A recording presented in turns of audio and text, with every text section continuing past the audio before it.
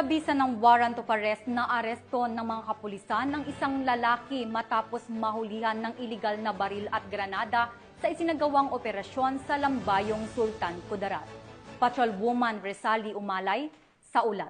Inaresto ang isang magsasaka na kinilala sa ngalang Fahad matapos makumpiskahan ng iligal na baril at granada sa isang search warrant operation ng mga operatiba ng Lambayong Municipal Police Station sa kanyang tahanan sa Barangay Matsumpong, Lambayong, Sultan Kudarat. Ayon sa ulat, ang search warrant ay inisyu para sa paglabag sa RA 10591 o Comprehensive Firearms and Ammunition Regulation Act. Nasamsam sa pag-iingat ng suspect ang isang caliber 45 Colt pistol, isang F1 hand grenade at 3 live ammunition ng caliber 45. Ang PNP ay patuloy na maghahatid ng mga operasyon laban sa mga iligal na armas at pagpapatuloy sa pagsisiguro ng kaligtasan at kaayusan sa bansa.